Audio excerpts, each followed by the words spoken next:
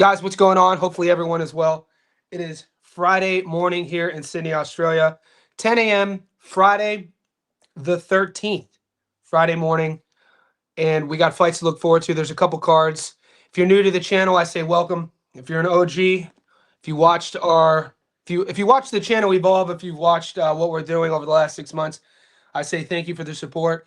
Guys, as you're checking in, I'm going to stay on for about an hour. I'm going to take all your questions. We got a couple, we got a couple cards this weekend. Nothing crazy. This is going to be a half unit weekend for me. Just like I, try to be as transparent as possible. There's a lot of these fights where um, I'm not, if there were other big fights, I probably wouldn't bet on them, that sort of thing. But if you have any questions about any of those, just ask. We did put in, this is for the Patreon boys and the JSB insiders. We've hit 2 tickets already this week. And then we have 2 tickets. We have a third one that is live. We have our mid-tier parlay that started 2 days ago. It's only a 4-legger, pays about 3-1. 2 of the 4 hit. We need Nishida and FA on the money line. That's up. But I also just posted in the Patreon and for the JSB insiders on YouTube, I posted our long parlay. It's a fun one. It's a half unit parlay. We do these every week. You guys know. If you're new here, what we do every week is I give you underdogs of the week. I give you probably between 5 and 7 tickets a week of my tickets. But one of them is what got this whole thing started last August, is our long parlay. It's fun. We piece together. This one's a 10 leg. These are all favorites. It only pays like plus maybe 300. That's up on the YouTube channel on section. And the Patreon boys, it's posted on the wall. I posted it last night before I went to bed. I'm also going to be posting, so we have the 4-legger that's live. We have the long parlay that's up. I'm going to post a 2-leg method of victory parlay with 2 fights that I kind of have my eye on. And maybe a dog. I don't know, man. Like I said, this weekend, the Zuffa card, I can't get a good read on the Zuffa matchups yet. I'm not thrilled about F.A. Ajagba versus Charles Martin. And then we have Nishida fighting Vasquez tomorrow in Japan, which is kind of like, you know what I'm saying? So Nishida's on my both parlays. So if he loses, it's dusted. We'll see. He's fighting a guy in Vasquez that when you look at his record, the record looks amazing. But you take a closer look and see who he's fought. It's like, oh, okay. I see why he's an underdog. I like Ryo. I like Ryo Nishida. He was being competitive with Junto until the eye swelling, until the cut. So I'm flirting with the idea of a stoppage or on points with that one. And I'm still torn on the F.A. Ajagba, Charles Martin method of victory as well. If you're in the Discord, I shared a voice note that was sent to me by my boy Tommy Ranone. Tommy hosts the show with Paulie Malignaggi. Tommy's coming on next week. He's going to be on the live stream next week to talk about Barrios and Garcia.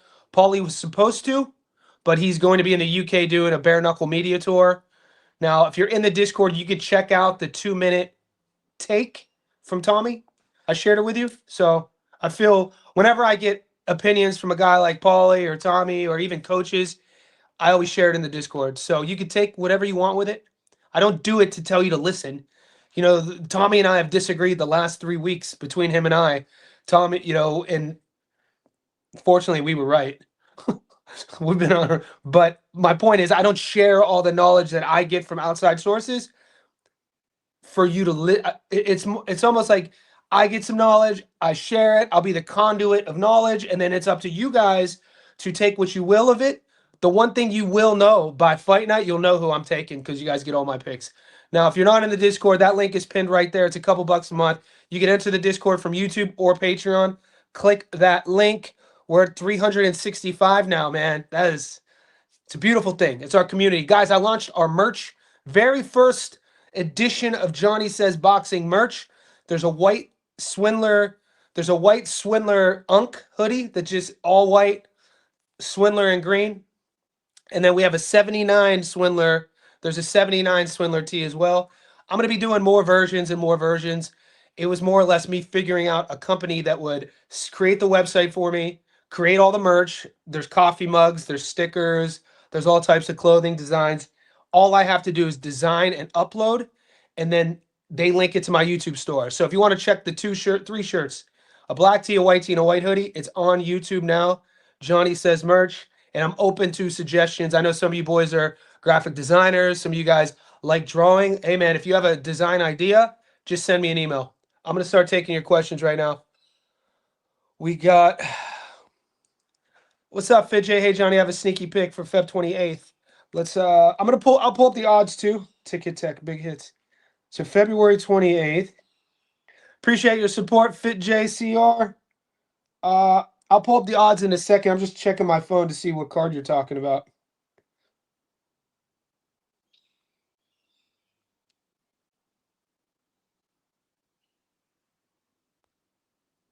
Maybe you're talking about the 23rd. I don't see a card Feb 28th, but shoot me it. Let me know. What's up, King Pound for Pound? God bless. God bless. What's up, Beast? Doing good, man. Just got done training. So by this time on Friday, so I've already trained twice today. I'm fortunate enough to have created a life for myself to where I run my coaching business. I used to rent space out of the city in Sydney. Now I have a really loyal group of clients that have been with me since 2015. I don't promote my services outward. I keep it really insular and they come to my house. And I train with my clients. So 90% of my clients, they're doing, if we're powerlifting, they're doing rep for rep with me. If we're doing outdoor road work, they're running with me. If we're boxing, and if they're at a level of sparring, they're sparring with me. It's just the way I coach. It keeps me in shape. It keeps my clients engaged. I've never been a whistleblower sort of coach. I'm a hands-on guy. It's how I stay so fit. My birthday's coming up, so my plan is going into my 40. They say when you turn 20, like on your 20th birthday, it's your 21st year on Earth. So this April will be my 45th year on Earth. So my plan has always been going into my next year healthier, stronger, wiser, wealthier than I was before. And wealth doesn't always relate to a bank account. Wealth in it's all different for everyone here. I think a good heart, a good head, a good mind, and a good circle of influence, and that sort of thing, wealth. So by this time on Fridays, I've already worked out twice. I did a calisthenics session, 500 push-ups, 100 pull-ups, 300 sit-ups, planks, wall sits, that sort of thing. And then I just sparred 10 rounds with a female client. She's trying to kill me, but I'm just, catching and tapping and that sort of 10 3-minute rounds with 20 seconds of rest in between. So it's fun for me. And for her, she gets to lose weight. She gets to learn how to box. She gets to get a lot of aggression out. And it's just fun. So LeBron in the house. LeBron James, one of our newest Patreon and JSB insiders. Quick question. What are the chances Barrios is in silk pajamas? Think Tank, Thurman, Tyson, Paul, Netflix card against Ramos, Pacman, and now Garcia money fights. Okay. Yeah. I'm not convinced yet for myself who I'm taking. I did a break. I gave you sort of a rough draft take on this on Barrios versus Garcia. And I got it. You know what I'm going to do better this year, guys, is, and I think this is part of our success the first 2 months of 2026, is I try my best not to bring in emotion to my bet.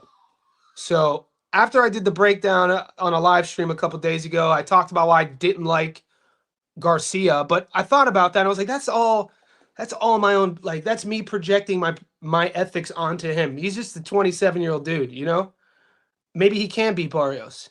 So I don't have a direct, I'll let you know my take. It's soon. It's coming up next week. So yeah, I don't want to, the last thing I'm going to ever do is tell you to bet on somebody because I'm betting on them because I don't like somebody. That's a very casual take. So I don't have to like the guy for me to bet on the guy. For me, it comes down to matchmaking, stylistic matchups. I think my whole thing with Ryan, the two things that hold me back with him are pretty obvious. The one is more obvious than the other. The first one being the psychological question. With Ryan Garcia, you have to ask yourself, I mean, when's the last time he won a fight? I mean, who did he fight? Was it Oscar Duarte? Who did he fight before Devin? I mean, the kid hasn't won a fight. And then even Barrios. When's the last time Barrios won a fight? He's coming off 2 draws. It's another one of these fights where it's going to get it's going to break through the zeitgeist of boxing fans to the casuals because Ryan's a social media star. But from like a confident, we're out here making money, dude. You know, we got guys who make a living doing this. This is like my second career. I have two, I have multiple things going on in my life. This is one of them. I put a lot of energy into this. So it's not one of these fights where, like, if I'm getting, I don't know. Give me 1 second. Because I have been watching Ryan's training. I spent the last, we'll say, day and a half checking his training, his coaching, the little bit of the thing about his training is it's very well manicured. He only puts out what he wants people to see. But stats don't lie. We know how basic he is. And the other point I was talking about, the psychological point was point one. The other point why I'm hesitant on betting on Ryan Garcia is his lack of development. It doesn't take you long for you to go look at what he looked like as an amateur. Dude, look at Boots Ennis as an amateur and look at Boots Ennis now. You will see a massive jump. And this is what you want to see. Look at Gary Antoine Russell as an amateur. Look at GAR now. You see this gap. When you look at Ryan as an amateur, I see almost a degraded version. I don't see a guy who made all these jumps. I see a guy probably when he was an amateur was actually a little bit quicker because he was younger and lighter. But so he stopped developing. That is a discipline issue. So as a coach, it's tough for me to invest any sort of energy into any client, any athlete, if I know they're not disciplined. So just to give you an example, I have a wait list of clients who want to come coach with me, right? People message. I probably have a log of 25 contacts. If I needed a client, I could text, hey, I got an opening, they'll come. And I choose not to do that because I'm putting more and more time into this, okay? It's by choice. But I have one of these clients, he's 21 years old. I've been coaching him since he was 18. He's one of my strength clients. Comes from money, never really has to work. His dad's super well off, pays for everything, pays for the sessions. And so he'll go through like 6-7 weeks of being switched on, showing up 3 times a week when he says, and then there'll be like a week where he'll no show and not message me. And I'll let you do that one time to me. This next time you do it, I'm not messaging you. And so what does that tell you? That he's not disciplined. And I get it. He's young. He's 21 years old. He's trying his best. So I'm not judging him. But the point is I'm not going out of my way to contact him. You know what I mean? Because if you're not disciplined, I'm not putting my energy into you. There's so many other people who need help. So Ryan Garcia, on that note, just so you guys know how I'm wired, how I'm looking at this, like I see a guy who's a young amateur who boxes the same exact way, didn't add any feet to his game, didn't add any nuanced didn't add any nuanced entrances to his game, didn't add any nuanced. It's just his lead hook and his hand speed. And it's kind of like, hey, man, so he hasn't had a win since Oscar Duarte. 2023, December 2023. And then the fight before, since 2022, since the Javier Fortuna fight, 1, 2, 3, 4, he's only had 4 fights. What are we going to talk about his inactivity? Granted he lost a year due to the steroid scandal, but then you look at Mario Barrios, 29-2, 18 knockouts. He hasn't had a win since 2024, since the Maidana fight. But the last time he lost was Keith Thurman. His only losses are Thurman and Tank. So they both got. So this is what you want to do. They both got stopped against Tank. But then you start doing your maths. They both got stopped by Tank. Okay. Who has the better resume? Hands down, Mario. Who's the bigger guy? Hands down, Mario. Who's the more experienced? Hands down, Mario. Who's been more active? Hands down, Mario. Who's more switched on psychologically? Hands down, Mario. So it's really, really tough. Well, let's pull up the odds for me to bet on Ryan Garcia.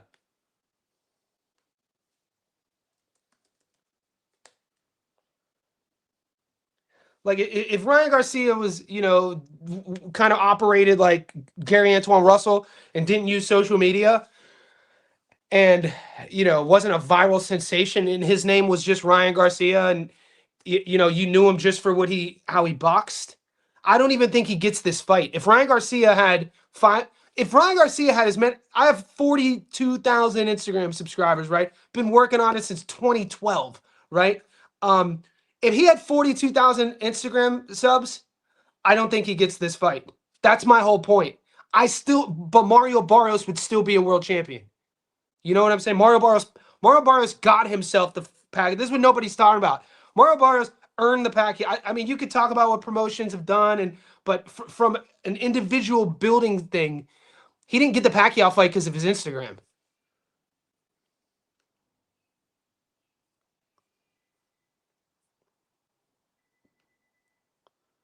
It's hard for us to sometimes remove the shine away from certain fighters, and it's another thing. You guys know I'm a writer. I'm thinking about writing a book on this shit. We'll see if 2026, you know me, if 2026 continues to go how it's going and how 2025 went for us, I might write a betting book or I might write a psychological. This isn't supposed to sound, I'm not trying to sound like cheeky here, but like, what if over time there is a system in boxing betting that nobody is seeing that is allowing us to look past the shine, look past the mirage of the propaganda? Oh, this is the boogeyman, and everybody gets fooled by that. That's the propaganda. But in reality, most people aren't looking past that and seeing like the nuanced matchup. Like look past the blinding propaganda, the social media following, the knockout, the win ratio, and look past that. And now let's actually look how they fight. I think sometimes so if you remove the propaganda machine from Garcia, does he even have this fight? Does he even he hasn't won since 2023. He's never fought at 47, or he fought Raleigh, he lost, and he walks into a world title fight. It's hard, and he's the favorite. Let's look at the odds.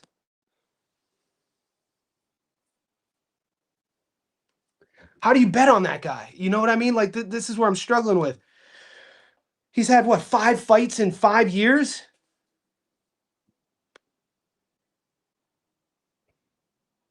Yeah, this is bro. Like this is crazy to me. This is dude. The last thing I'm ever gonna do is take Ryan on chalk. You know what I'm saying? That it would actually go against how we bet. I'm gonna take a guy who's inactive, who's the smaller guy, who hasn't had a one in almost, who hasn't won since 2023, who's been stopped before, who's psychologically cheated before, and I'm gonna take him on chalk rather than taking the guy who is the champion, who's the bigger guy. Um, it's yeah, it's a lot to talk about. Sorry for the rant, guys. We're floating between 40 and 60 in here, approaching 20 minutes. As you can tell, there's not a lot of strict action on this weekend's fight. So if you have any questions like King just did, we could rant about them. Look, Marbar's look wicked flat lately. Been through wars too. Chin might be shot. He's durable though. I mean, he could take a shot. Maybe are we underrating Abel Ramos? Are we underrating a 58-year-old jacked up Manny Pacquiao? Abel Ramos is the guy who actually initiated my no bet Figueroa list. So, and every time I bring it up, people are like, "Bro, Abel Ramos got a little class to him." Navarrete by decision. I'm confident. I want to hear your opinion. You know what? I'm a fan of Vaquera. I'm also a fan of Sugar. Mexican and Mexican world title fight. Let's go. I don't think this fight's flying under the radar. I got to be honest. The Sugar Nunez in his last fight didn't blow me away. Right? I followed his career, at least the last 2 years of his career, every single fight, and we break his fights down. He did enough to get the job done. Right now, when you rewatch, we know what Navarrete, he's an X factor. Shit always happens. Headbutts, kicks, mouthpieces, long counts. Very awkward to train for, point deductions, etc. But if you could get past all that, you start adding things up in his legacy. I feel he got knocked out against Liam Wilson. That's his first knockout loss. Didn't count. He ends up stopping. That was a 27 count. And then this fight against Charlie Suarez might be even more sort of head scratching to me because I had Navarrete. We won money on it. We picked him, and it was a technical decision based off of what they said was a cut caused by a headbutt in the sixth. But if you rewatch the fight, we know that it wasn't a headbutt. It was a punch Charlie landed. Charlie gave away the first few rounds. I had Navarrete up maybe 2-1. There could have been a swing round. But when you rewatch the fight, Charlie was coming on in the fourth, the fifth, and the sixth. And that fight was turning. And I had money on Navarrete, and I was happy that we won. But when I look back, when I rewatch the tape, I got to feel bad for Charlie Suarez. Suarez is the guy who went into Australia when Paul Fleming was an undefeated world-ranked guy and was down on the cards and stopped Paul Fleming in the last round. And this is a guy, Olympic pedigree. Um, this should be Charlie Suarez's fight. Now, all that being said, I think Charlie Suarez laid out a game plan. We've seen it before. We know Navarrete cuts a lot of weight. We know Navarrete doesn't stay in shape year round. We know that his lifestyle has things to be mentioned, things to be questioned. Sugar Nunez is a goddamn animal. You look at Sugar Nunez, you know this dude lives in the gym. He stays in shape. He's still hungry. He's not. To me, he has that chip on his shoulder that a champion, a potential champion needs to become a champion. Now he is a champion. You think going into a Mexico versus Mexico world title fight that he's not going to be switched on? I like Sugar Nunez in this fight. Listen to King, pound for pound, guys. Hit the like. I didn't expect to be this busy this morning. We're at 50. Let's see if we can get up to 70. Just like it, subscribe, and I got you. Johnny Big Brother, what's cracking? I need your opinion on Hitchens versus Duarte. You think Hitchens? Ranvar, if you're not following me on Instagram, what I do is now I built my Instagram 10 years ago from fitness stuff, etc. Now I use it. I started about a month ago using it to share takes from our show. So as you, Ranvar, right here, just go to my Instagram and you can see my take. This is me breaking down what I see in Hitchens versus Duarte. This was yesterday's live stream. So I could answer to you off the bat. I do think, all in short, I do think it's going to be Hitchens' speed and Hitchens' jab mixed with how brave Oscar fights and how determined Duarte is. You could be usually determination. Think about it. Brandon Figueroa's determination against Nick Ball was why we bet on him. I felt like that body work, that style was going to be enough. And, we were right. That's not to say, though, that sometimes determination is a bad thing. Matchups. This is what they really mean when they say styles make fights. I think with Duarte, with that style, I think it's a bad matchup for him. I think Hitchens' timing and speed and that jab is going to be too much. Him using the ring in and out. I could see, not a popular opinion on the channel, but I might play a Hitchens stoppage late. I might play it. If that becomes official, I'll let you know. That's where, as we're getting closer to the fight, where I'm kind of leaning. Duarte did well against Kenny. Went into Chicago. I mean, the Chicago crowd was pro. It was almost 50-50. For being Sims' hometown, there were a lot of Duarte fans. Duarte's a full-on star. Don't get it twisted. I'm an Oscar Duarte fan, and it's all for how he rebuilt himself after getting stopped. I love that. This is why this is the best sport in the world. You're talking about that we have a sport where you could lose everything in one night, and you have an opportunity, if you're brave enough, to rebuild yourself and put yourself in that position again to lose everything or gain everything. I mean, how romantic is that, dude? That is poetry in real time. So I'm an Oscar fan. I'm also a Hitchens. You give me a good jab with hand speed and feet, you're gonna go far in the sport. The winner's circle, staying away from the Zuffa card in terms of betting, got some good money on the Ryan. Yeah. And winner's circle, because I do what I do, I have to get, I give away action every week. But I will tell you, and I told you earlier in the week, this was and is and has always been a half unit week for me. Just so you know, if you're new to gambling, guys, if you're just tuning in because you like the boxing chat, we're all family. But if you're here, there's a lot of the boys here for the betting side. If you're learning how the strategy of betting, let's say your average bet, you're looking for action, $100. If your average bet is $100, that's your 1 unit.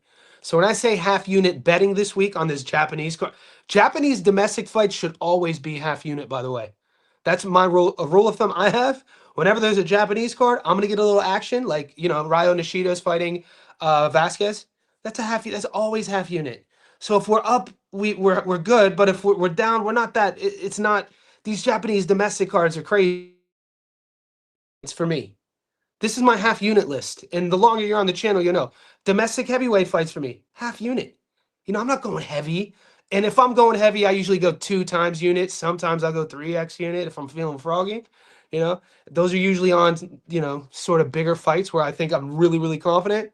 But this Zuffa card, all the Zuffa cards thus far, from the first one going from the from the J Rod and Sugarcane card to the no, the first one was the Irish kid that they're trying to turn it. That was called from the Callum Walsh card to the J Rod card to the Sari Boacek card to this one. All half unit, dude. They're still trying to figure. We're still trying to figure out their matchmaking. We need to figure out their judging. You know, over time, we knew when Top Rank would have cards. What do we know about Top Rank? 99% of the A side wins in Top Rank. You know what? That sort of thing. We have a long sample size to learn from with Top Rank. Zuffa, it's brand new. Be patient with these guys. The matchmaking, for me, it's kind of like, hey, I'll get some action on it, but I'm going half unit. So we got Japan domestic cards half unit, domestic heavyweight fights half unit, Zuffa cards half unit. So this is a half unit week. This may be a membership specific question for higher levels, but if not, are there any supplements you use or recommend you use specific for strength? Okay, great question sent from Pet. So lion's mane is a mushroom. It's a fungi. You're going to use that specifically for focus and concentration. There's actually a fungi stack, a mushroom stack. I used to take one called Shroom Tech. I used to be sponsored by a company called Onnit, Onnit. My first podcast was called the Vision Board Podcast. A guy named Aubrey Marcus used to own On It with Joe Rogan. This was in 2016, 2017. They used to sponsor my first show. And they had a supplement called Shroom Tech, which is like, how do I say I do public speaking, I write books, I do this. So I need to stay switched on, I need to stay focused, I need to have an extensive vocabulary, that sort of thing. So that's what the lion's mane will help you with. Now, when you're talking about strength, this is from a strength coach to you guys. I am not a supplement guy. I'm obviously anti-steroids, anti-performance enhancing drugs. There's only one supplement ever through testing that has been proven to assist with strength, and that's creatine. And the reason why creatine is because it is synergetic with our body. Our body naturally creates creatine.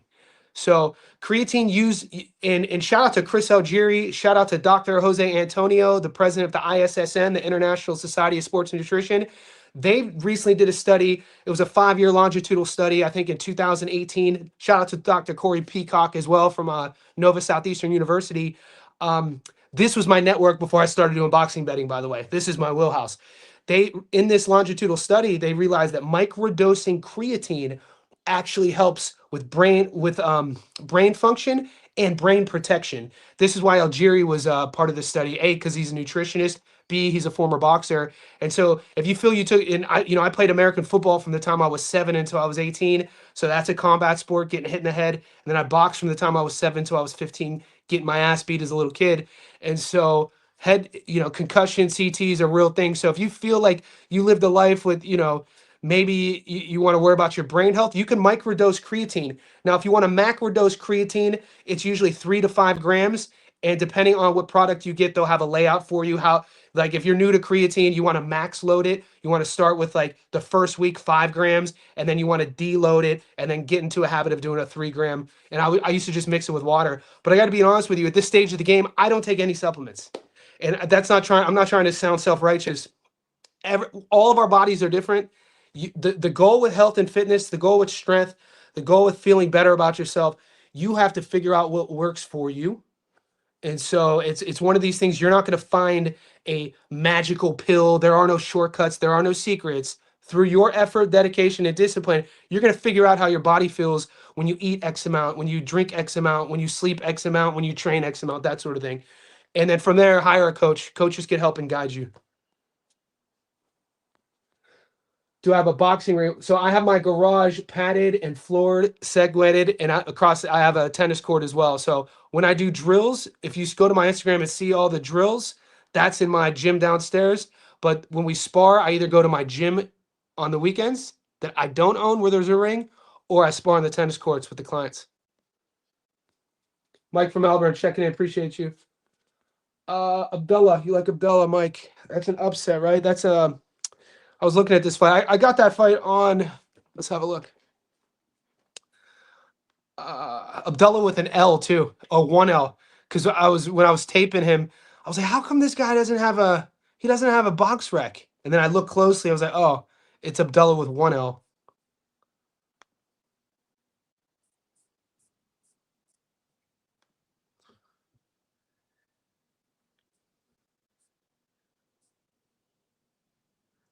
You said tomorrow. I'm not even getting that fight. I think that's on Bet365.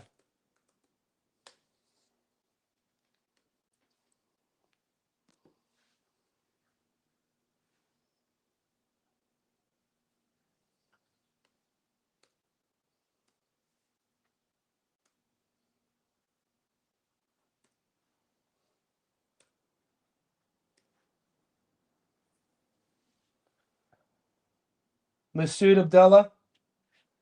Yeah, he's a big favorite there. So these are the odds, but guys, if you're in Australia, these are Bet365's odds. So this isn't tomorrow. It's yeah, there's one fight tomorrow. Thomas Asumba, who's a you know 6-1 dog versus Masood Abdullah. Masood Abdullah should win this, probably on points if you could get him on points.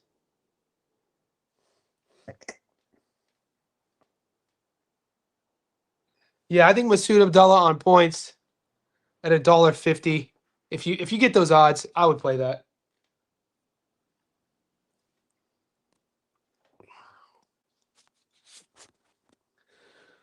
What's up, Sean, bro? You should check out the Abel Mejia fight versus Jibba Benito fight. I think it's a good fight to make money on. Underdog was 750. A change overnight to 550. Abel Mejia. Let's check it out.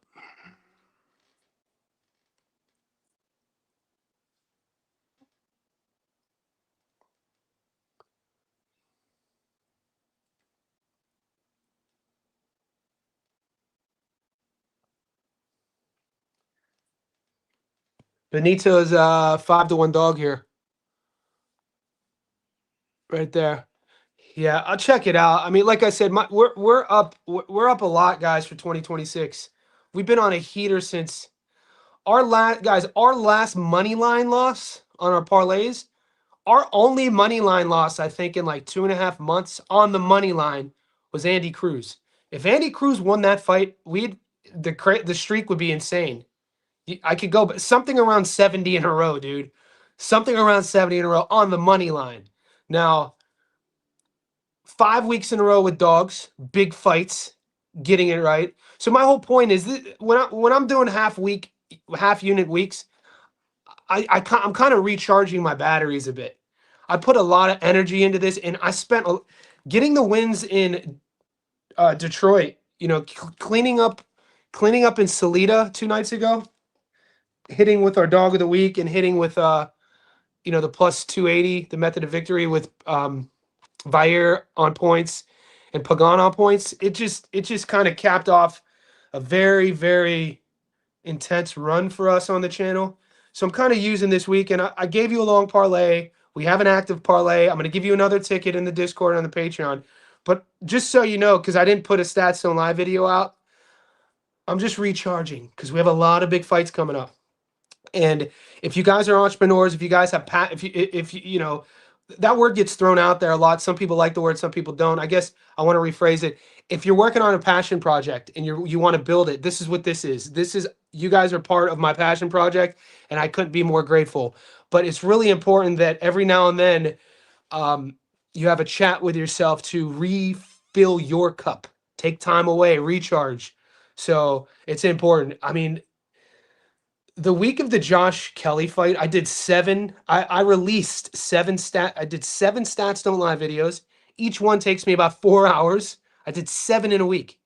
I did live streams every single day.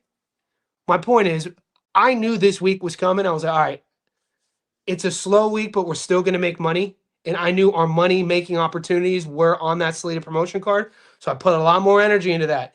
And once they hit, I was like, okay, I could just chill. So I am kind of just chilling right now with this Zuffa card and Japan. But I am giving you my picks, just so you know. I'm just trying to be as transparent as possible.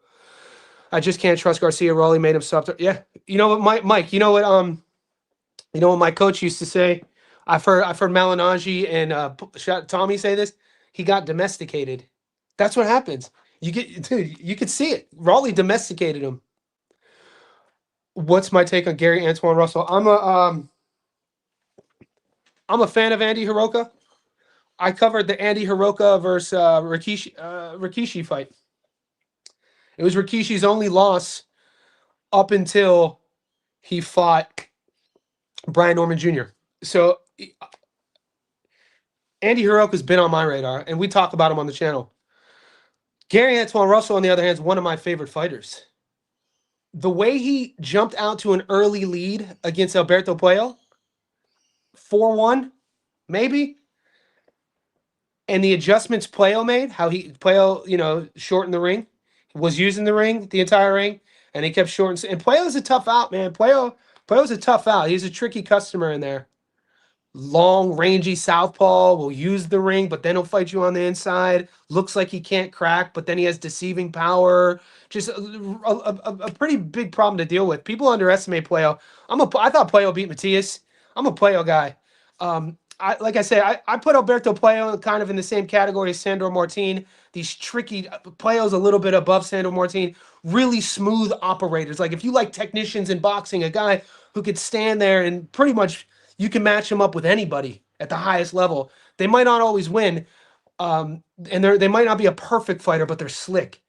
And so the way Gary Antoine Russell, in my opinion, faded in that fight, and I felt like it was a tactical issue. I don't think it was a skill issue. It was a tactical issue. He wasn't active. That's the knock on him, is inactivity. Going into that fight, he was 17-0 with 17 knockouts. He was inactive. People fell in love with the knockout to win ratio. That has to be stressful as well.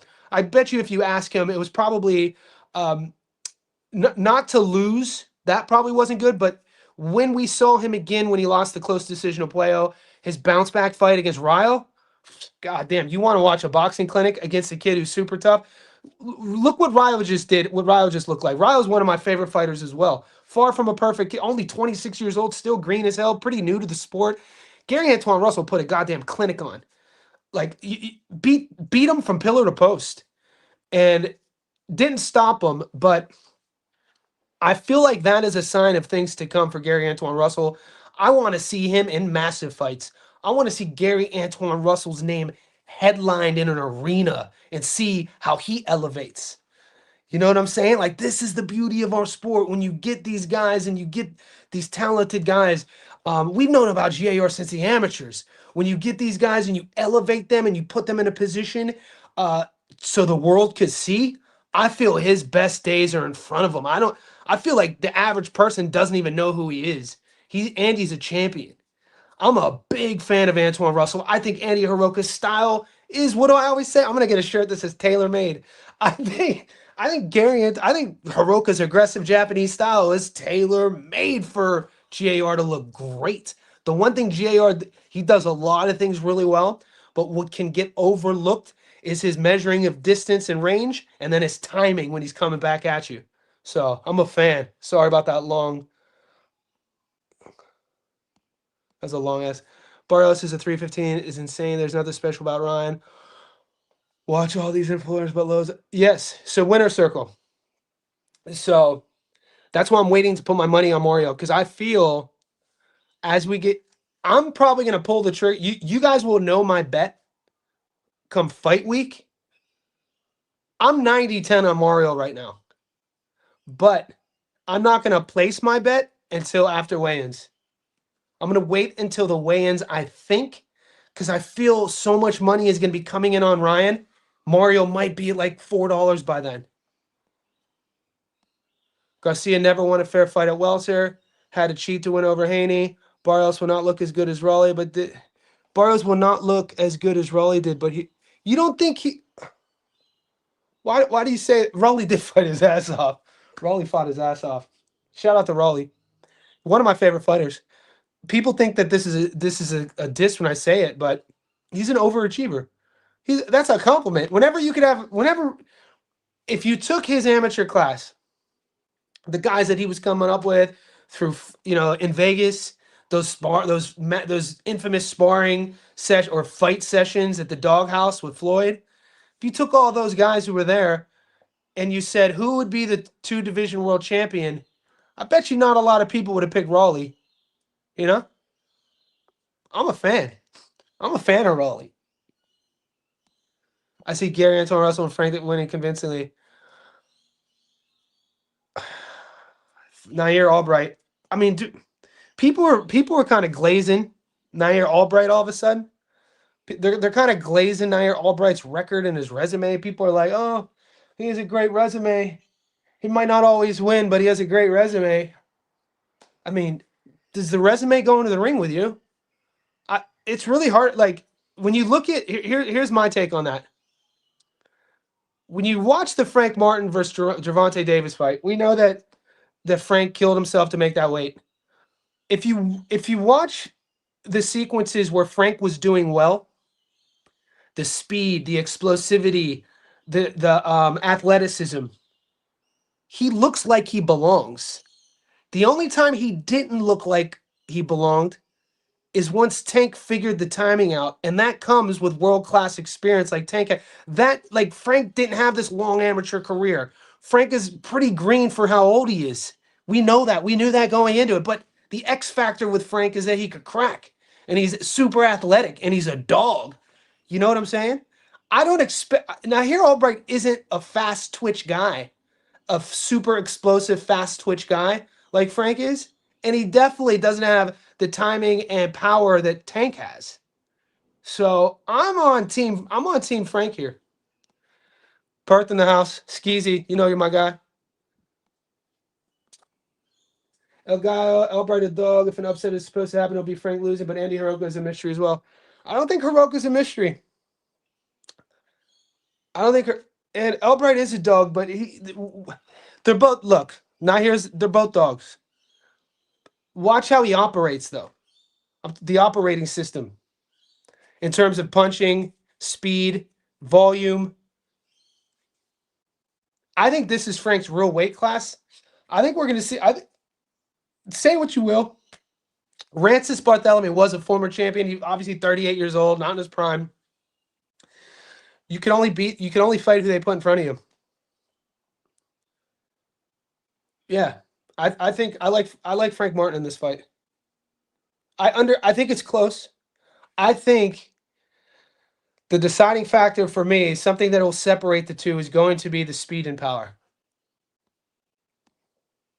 Another factor, Garcia went from Derek James, a world-class trainer, to his father. I doubt his father, but no, his dad's not. No, you know why he went back to his dad? Comfortability. You know what I'm saying? Guys, if you haven't seen Robert Garcia today on YSN, he was dropping knowledge bombs. Robert Garcia today was asked by one of the interviewers on YSN's YouTube channel if he would ever train a black fighter. You know, in YSN, you know, Philly channel, you know, these are like Greg Hackett's boys. Great channel. One of my favorite channels to watch to get the scoop on the East Coast boxing. And Garcia's take was, he was like, of course. He was like, this whole division of race is crazy to me. You know what I mean? We know that that's what we get with boxing. But the conversation then turned into, he was asking him about Devin. And then Robert was talking about he has a great relationship with Devin, a great relationship with his father. He said Bill's always respected him. But he mentioned something about sparring. He was like, in the chat, he was talking about how what I tell all my guys at RGBA is like, everybody talks about Virgil, everybody talks about Bam. He was like, but the sparring here is, I tell all the young dudes, if you're going against Bam and you're not trying to knock him out, you need to leave. If you're going against Virgil and you're not trying to be better than Virgil, you need to leave. Because those guys, Virgil and Bam, need you to be better than them so they could stay on their game. He was like, that's what I feel is missing with some of these fighters. He was saying, Devin, he was like, I like to see Haney put himself in positions in sparring against guys that aren't just brought in to serve a purpose, that are brought in though to beat him. And it just made you think, because that is a double-edged sword though. You don't want your young champion to leave a piece of him in sparring, but then again, you don't want your young champion to just walk over everybody. And I think with Ryan Garcia going back to his father, comfortability, the silk sheets thing, he only wants to be the A side. This dude's an influencer. He doesn't want to look up or answer to anybody. It's sort of a narcissistic God complex. His left hook brought him to the show. We'll see if it'll get him a world championship. I don't think it will. Guys, we're 45 minutes in. We're floating between 60 and 80 on this live stream. Could you please like this video? Hit subscribe if you haven't. Join our world famous Johnny Says Boxing Discord. Become a JSB Insider. It's a couple bucks a month. Pinned in the comment section below. You could either enter through Patreon or enter through YouTube. Whichever way you enter, you get all my picks. It's a professional betting community, not just boxing, MMA, American football just ended, NHL, golf, tennis. To the Aussies out there, We're launching NRL, we're launching AFL, F1, and Major League Baseball starts in April. So it's a great community to be part of. Yo, thanks for the Vire by points and Pagan by points play. Thanks, brother. Casey, I appreciate you. Next stop. Can't wait for the Nunez fight. Same. It's I love, Navarrete, every Navarrete fight week it's like a carnival for me. Like dude, Navarrete, say what you will about whatever. He's such a unique cat. He's one of those guys that you could just see if we just had a silhouette of Navarrete boxing or shot, you would know it was Navarrete. He has one of those really unique styles. And, is there a more perfect name than Cowboy for that guy? Johnny, the boxing matches you gave on YouTube members and Patreon, are you going to give them in some live or YouTube for all? It was stay. No, that's for just you guys, James. That's not no. That's only for the VIPs, brother. And if you do see the pics after, it's because I made them public after. But LeBron James, to answer, all of my picks stay behind the privacy for the JSB insiders until after the fights. You guys do what you want to do with them before the fights, but they're only for you guys. The fight is Navarrete Nunez. I like the dog, Emmanuel. By decision, need your input.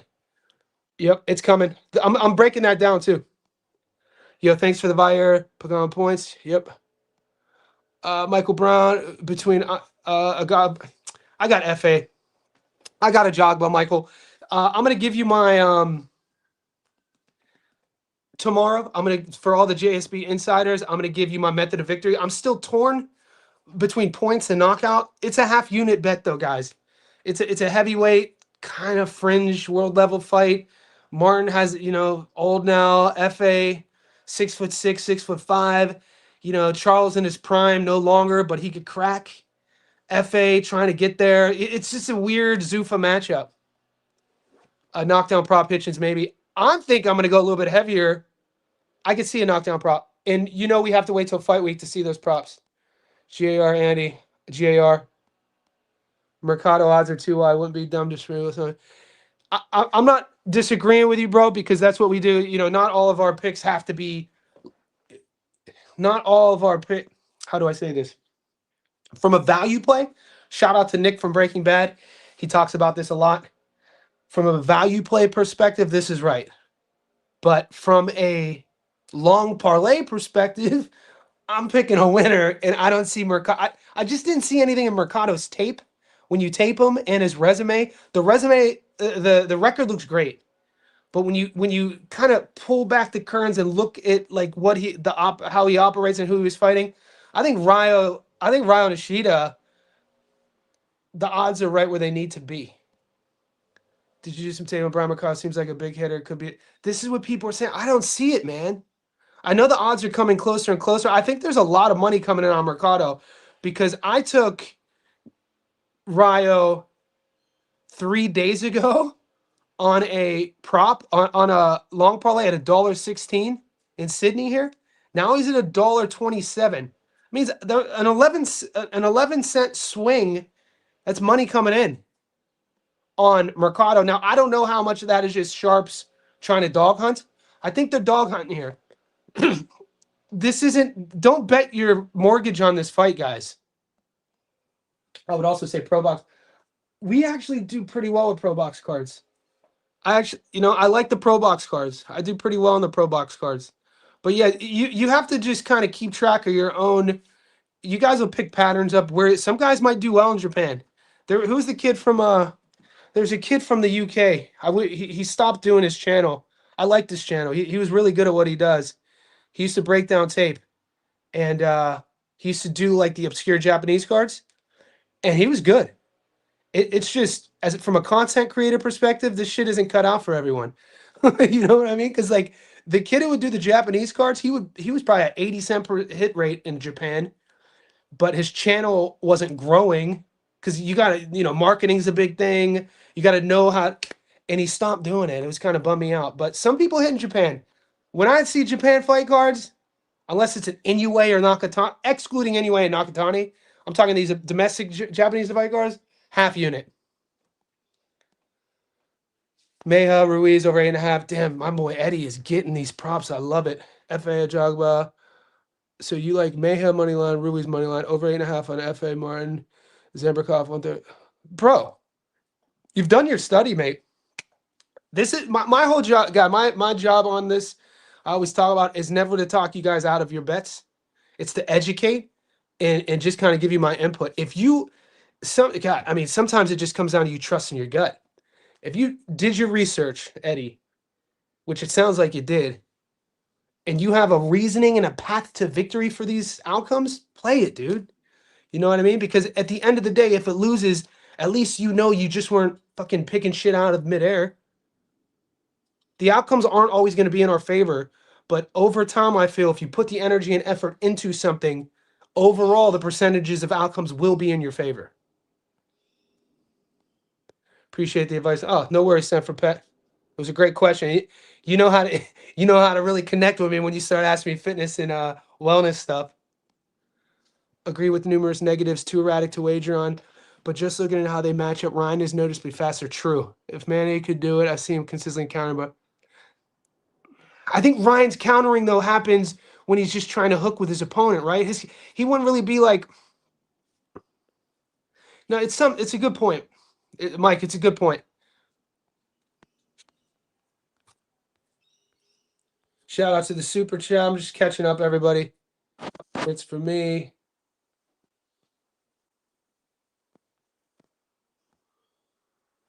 How much is the Discord? $6 Australia, $7 Australia, which is like $5 US. Click the link, brother. It's the same in the Patreon too. Playo, I agree. Zufa should sign Sandor. I agree. What's up, Rich? They love a spoke with someone in the Discord about it. No knockdown problem, maybe live. I'm gonna check the Discord soon. Playo's solid. I agree. Kind of random. It looks like Zepeda got shoved ever since that Shakur loss. Yeah, he was really active too. You know, maybe he just needed a recharge. We're talking about William Zepeda, El Camarón. You know, he really active. You know, he fought his way into that fight. We know about the fights with the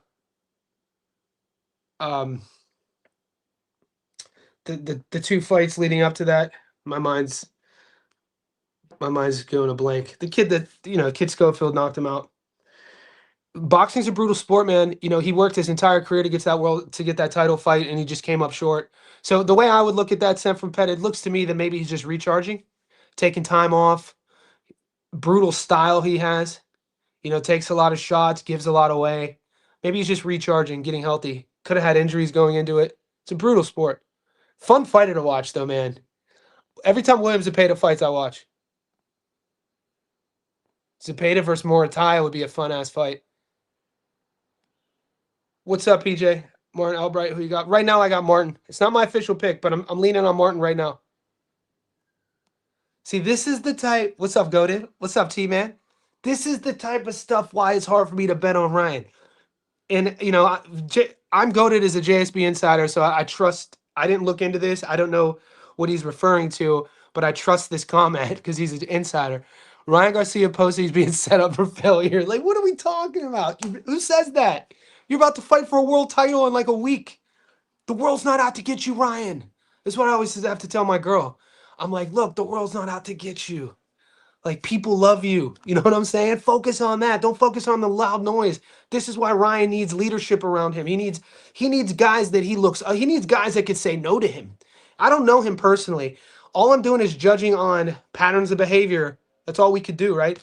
For me, it seems like he doesn't like putting himself around other guys that he has to that he has to look up to.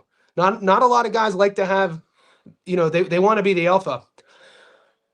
Sometimes it's good, sometimes it's bad. One of my favorite interviews, maybe 5-6 years ago, was when Roy Jones Jr. went on the Joe Rogan podcast. And Roy's dad, if you don't know, Roy's dad was a great trainer, a great amateur and pro trainer.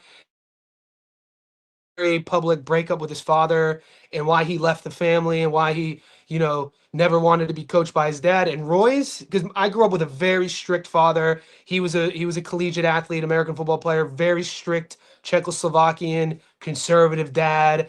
Like, everything growing up in my house was, I better get all A's. I better be the best player at every sport I played. I better not get in trouble. And boom, all year round from the time I was 7 until I was 18, one sport would end, one would begin. One sport would end, one would begin.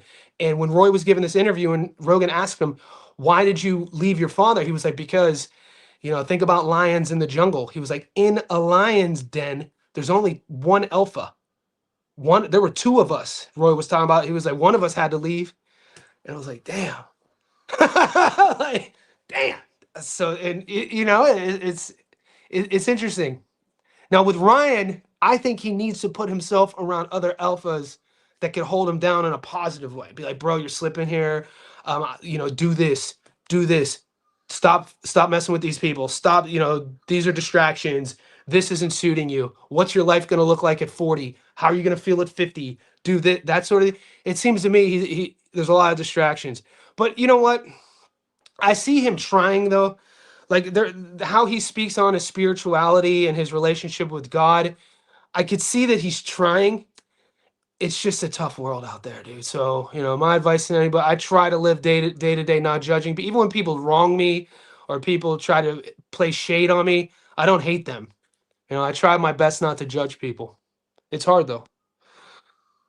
FA also fights focus, but they get bonuses if they do super good.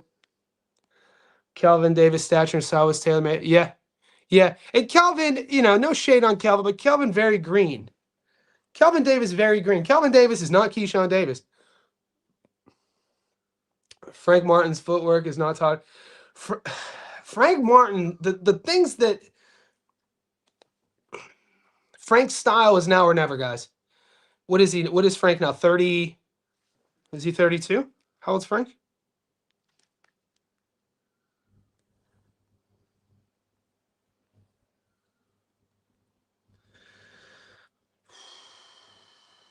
Frank's 31.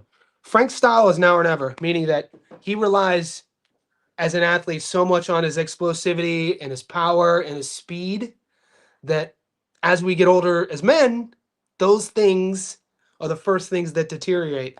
So I expect to see at 31 the best version of Frank Martin. It sounds to me he's in the right weight class. He's healthy. He's switched on. And you know what?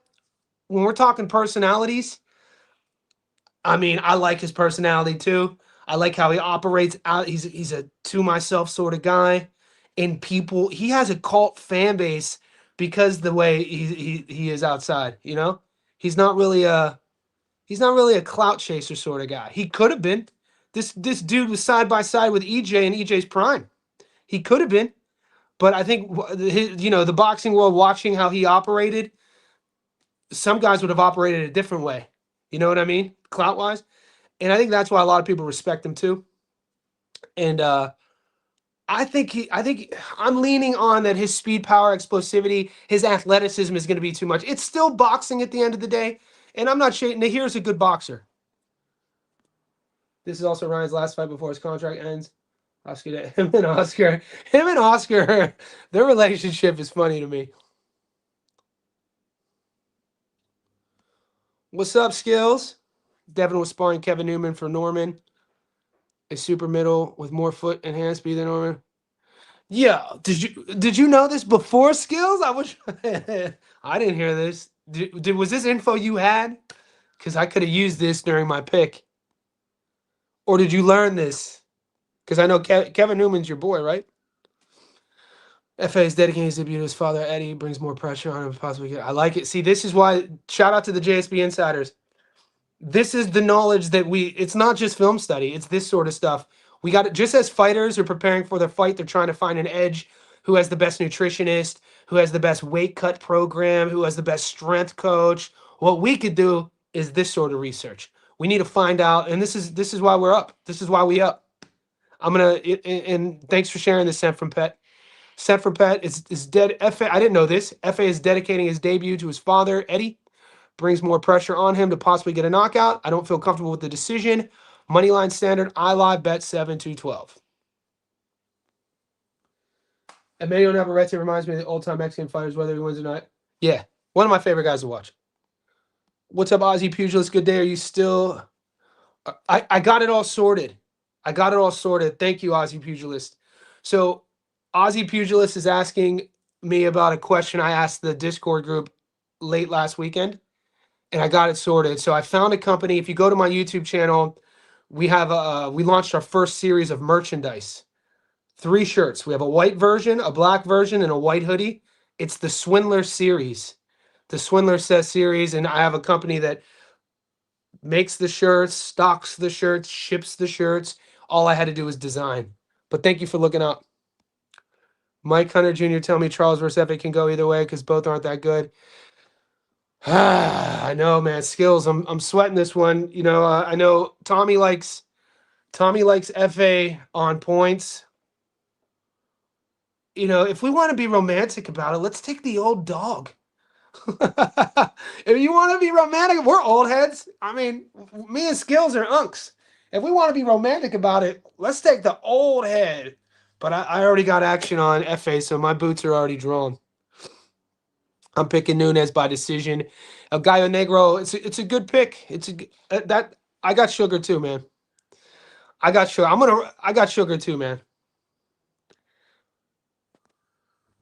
Bum Equipment, I appreciate the super chat, man. The Australian Better Wi-Fi Fund, Figgy with the win. Thank you.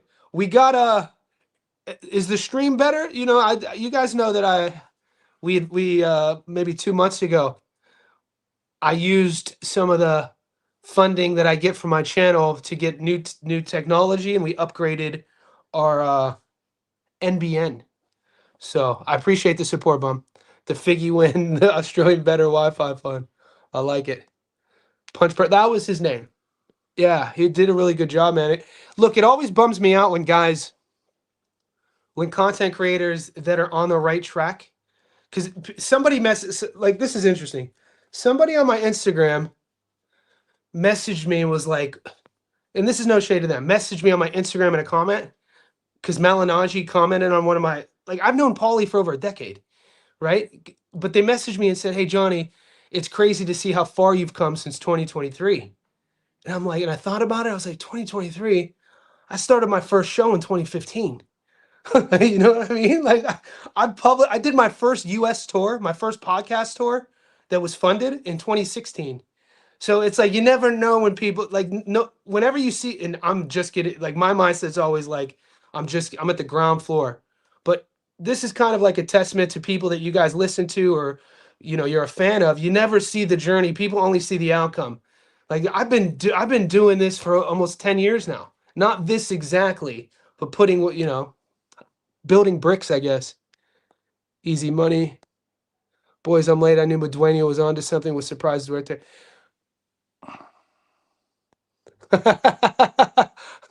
My guy PJ. It's good to have PJ back in the chat, by the way.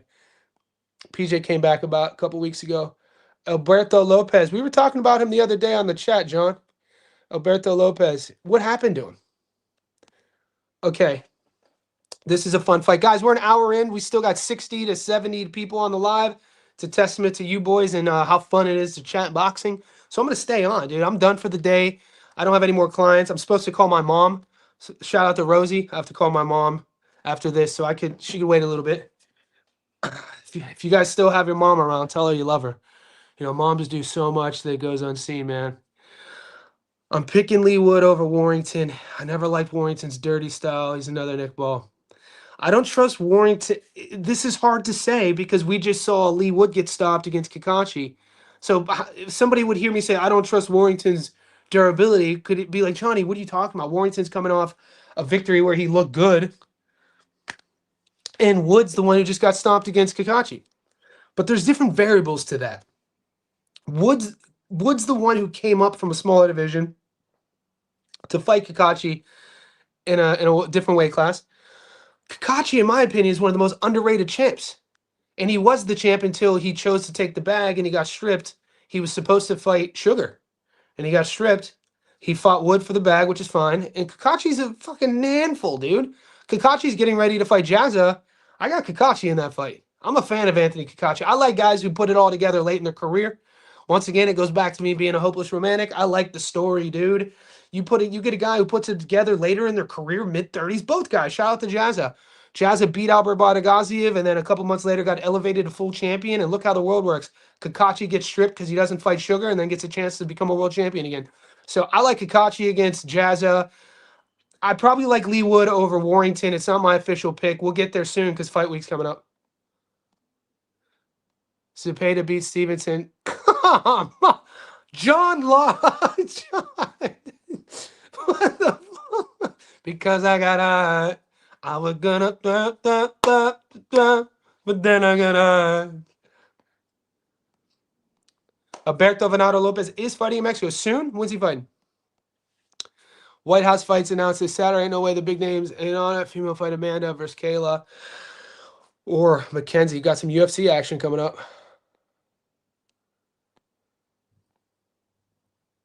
The White House. We've ventured into the UFC. I know Skills is a big UFC guy. We all watch it. Masvidal, McGregor. I've been watching, dude. Go to YouTube. I've been watching. I remember watching Jorge Masvidal on YouTube when he was fighting backyard bare knuckle with Kimbo Slice. Masvidal is an OG. It was. I remember there was a time in the UFC where everybody knew how good Masvidal was, and I think it wasn't until he knocked out. Was it Darren Till in the UK where he started getting mainstream, and then all of a sudden he just fucking broke through. But he's a big dude, man. He's way bigger than McGregor in terms of like naturally bigger. McGregor's all on this, been on that gear, but like naturally, physically, I think McGregor's listed at 5'8", 5'9". Masvidal 5'11", maybe 6 foot, rangier, longer. McGregor does have a longer reach. At this stage of the game, man. Do I want to see them fight? Jorge's way longer in the tooth. McGregor, I don't know.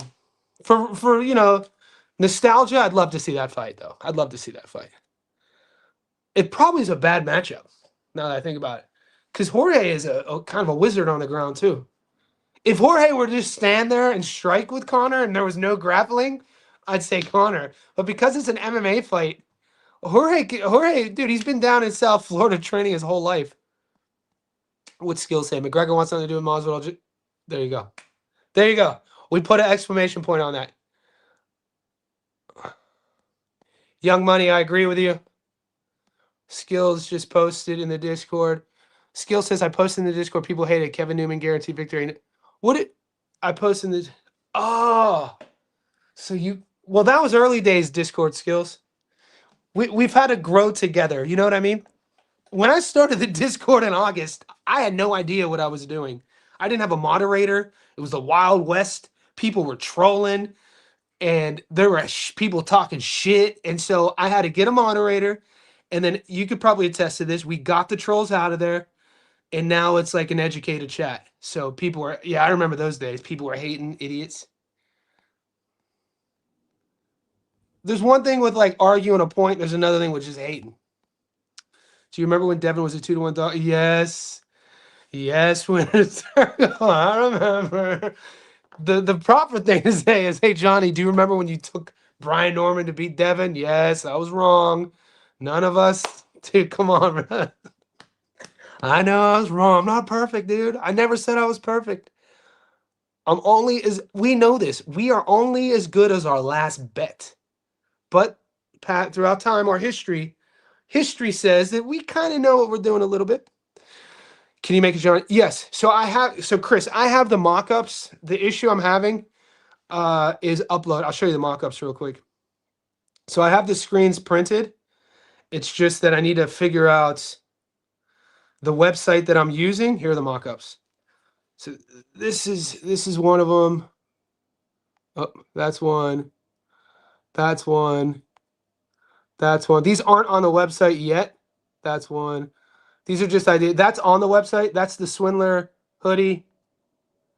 That's a bet. So yeah, I have a couple mock-ups. I'm seeing how this first month goes with the first series, and then I'm gonna release more. Do you know Manny Robles was Prince Charles' coach, not together anymore because they live in... I didn't know that. And I'm a big Manny guy. Look, Charles Martin was a world champion. Charles Martin, did you watch the Adam Kanaki fight? A fucking good fight. But then you watch Charles Martin against AJ, you're like, who is that guy? That was a decade ago. It should, guys, half unit, whatever we want. We love to win here. We love to win, and that's what we do. But don't be betting your mortgage or your car note on these fights this weekend. Do people still say car note? I grew up in a time where we used to say car note. Do they still say it? I don't know. Crazy people picking Sugar coming off that bad performance. I got Vaquero, especially after seeing him using. What do you mean, blue collar? You thought that was a bad performance? How could you say that without saying what Vaquero looked like in his last performance? You know what I mean? Like, we can't do that. Not here, at least. Blue collar, I respect you so much that I can't let this go without presenting both sides. We're talking about a Sugar Nunez performance in which you probably picked him to get the stoppage. A lot of us did. He won. He won on points. Was it vintage Sugar? No. What did Vaquero do in his last performance? How was that fight trending in the 4th, 5th, and 6th? Was that cut from a punch or an elbow? That fight was trending to Charlie Suarez, bro. I don't know if you were watching the fight. So if we're going to say crazy people picking Sugar coming off that bad performance, you better put comma and then say, but then again, Vaquero looked real shaky and dicey in his last performance. So I kind of understand why people were kind of split on this fight. The one thing I do see, though, why I'm leaning Vaquero, is that I see him using Rocky Hernandez now as a sparring partner. That's what I was saying. But you know you're my boy. Maggie, yes. Watch Brazil. Martin Hunter, Ruiz, spar for Joshua Ruiz. Yeah, Skill's been in the game for a while, boy. Yeah, and that was the 3-piece in a soda. That was the fight card. See, that was the fight card after Masvidal starched Till. And Masvidal was a dude coming up. Masvidal was a smaller dude. And starched Till, he's getting his moment on the mic. Leon Edwards is walking across here. And then Masvidal he cuts his thing off, leaves the interview because Leon was talking trash. And Masvidal caught him with the 2-piece in the soda. And then this is like when, and then Masvidal got the fight against Ben Askren, and then he was asked about the extra hit. Do you think it was necessary? It was super necessary. It was super necessary. Dude, and Masvidal had this small window of like generational virality. You know, like he hit this sort of stride that is so rare for a combat sports athlete. So rare. It was kind of McGregor-esque. It was the same stride. I look at Masvidal's breakthrough into the mainstream very similar to Nate Diaz's breakthrough in the mainstream. We knew about Nate since early 2000s. We knew about Nick's little brother, and everybody talked about Nate as just being Nick's little brother. But, you know, it was the Michael Johnson fight. After Nate went into that fight as a dog, and Nate put on a just clinic against Michael Johnson, grabs the mic and calls out Conor McGregor, "You're taking everything. The real fight's with me." And then he went on his little thing, put belt to ass to Conor the first time, grabs the mic. So yeah, pretty interesting. I don't think those things will ever happen. Like, it seems like with the UFC and the business sort of decisions that they've gone from a fighter organization to a brand organization. The UFC now, it's about the brand. It's not, they don't need to market fighters as they did like Ronda Rousey, the come up. You know, you had early days, you know, you can't even include the early days because the Fertitas didn't buy it until 2003, 2004.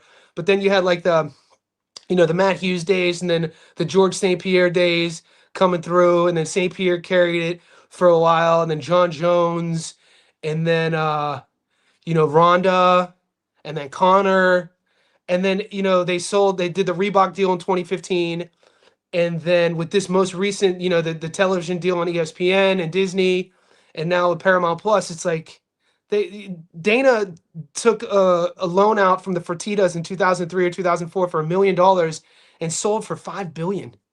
Like that, I talk about this all the time. When we're talking about entrepreneurialism, that's one of the greatest American business steals at least in the last 50 years. Maybe in sports, maybe ever. You get $1 million loan and sell for $5 billion, boy. Let's go.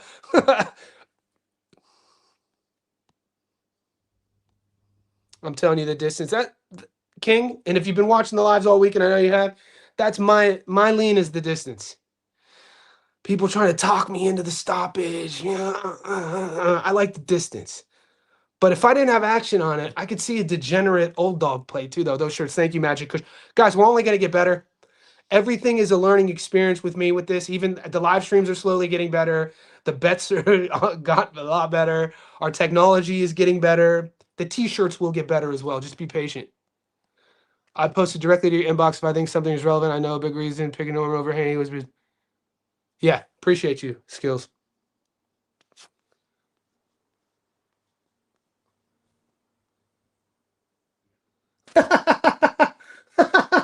I'm going like serious on the other side. Let's go, King. Let's go, King. Savage. What's up? I haven't seen EV44 in a minute. What's up, EV? I'm late to the party. What's the movie here? Where the dogs? The dogs are. The dogs been barking. What does PJ say about the dogs? PJ told me last week. He was like, "Them dogs ain't barking. We about to shoot them dogs and put them down." Guys, we're an hour and 16 minutes in. We still got between 60 and 80 people in this live. All you could do, just like the video for me. That's it. Masvidal got robbed. I'm not betting this week. This is a good move. I always say the best bet is the one you don't make. FA 8.5. What do you think? He's got one punch knockout guy. It's over down. FA 8.5. What do you think? He's not a PJ from if I were to take the majority percentage of people I've spoken to going to the Ajagba fight, the majority consensus. I did a poll on my YouTube, on my Instagram the other day. The majority is picking FA Ajagba money line first, and then the over 8.5, and then the decision. And then after the decision, FA knockout. And then from there, it's all sharp money, like Martin money line, Martin knockout, etc. I'm taking my figure wins. Bum. I got you. We up. Bum equipment. You know I'm with you on that. I feel like I'm with you on that. Bum. Masvidal got robbed more times. Yeah, he used to just not be patient. He used to be too patient. He'd sit back and counter train. They just hated that style, made up some wild narrative that he'd take us for. Yeah, Masvidal, legit, well-rounded game. Crafty. Very crafty. Super necessary. Sugar faded toward the end and was close to get knocked out. I bet big on the over 5.5. Sugar versus Pitufo. Yeah, I think they called it initially, they called it a technical decision. Vaquero looked great till he got cut. He didn't look good in the 5th. Wow, I'm going to look more into it, Blue. Nice. Look, that's all I needed to hear. All I needed to hear was from one of you boys to say that Sugar is tailor-made for Vaquero. I'm gonna dive more deeper. You know I got time. What's up, Chief Fred Cloud? Hiroka for the upset. I disagree. You guys are. I definitely disagree. The swindler. Opinion on David Benavidez. I think the scary thing about Benny is he actually is getting better. That's the crazy thing about David Benavidez, in my opinion. I think he's getting better. He's getting like. Thanks, guys. I'm gonna see you guys soon. I gotta call my mom.